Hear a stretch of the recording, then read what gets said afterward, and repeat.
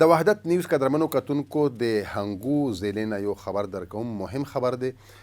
هنګو ضلع ټل چې کوم دی تحصیل دی د او د تحصیل ټل سره بیا سپین ټل علاقه ده کومه چې شمالي وزیرستان سره هم لګي، کورمې سره طرف ته هم لره ورنځي او اورکزۍ چې کوم ډسټرکټ دی قبایلي درې ضلعې دلته نه میلاویږي او یو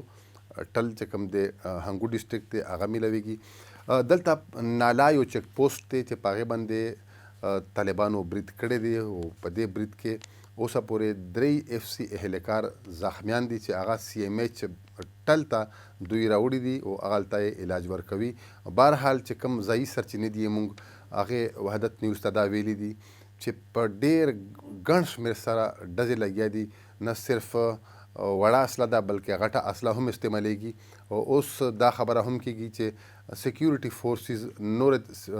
نفري طلب کړې ده او هغه هلته به رسایي کوي او بیا په دې کې څه هلیکاپټر هم راغلی دي، اوس هغه هم کار روانې کوي او چې کوم طالبان دي هغه هم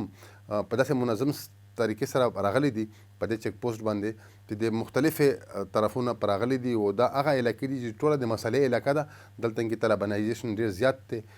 اوس هم مخکې هم و، اوس مخکې خو ډېر و، اوس هم ډېر زیات دی. خو بهرحال دا ده چې په غټه او په وړه اسله سره د یو بل خلاف برید شوی دی او په دې کې د نقصان هم ډېره خدشه ده چې کومه ځایي سرچینې وایي چې په دومره ګڼ شمېر سره ډزې لګیا دي چې په دې علاقه کې انتهایی خوف و هراس جوړ شوی دی او هر سړی د کور نه راوتی دی او بهر ناست دی. نه صرف دلته خو آبادي هم ده، چې څومره کورونه دي او څومره خلک دي دا انتهایی غیر محفوظ دی. بهرحال چې څه هم جوړیږي، چې کوم خبر راځي موږ به تاسو سره شیر کوو، موږ سره اوسئ.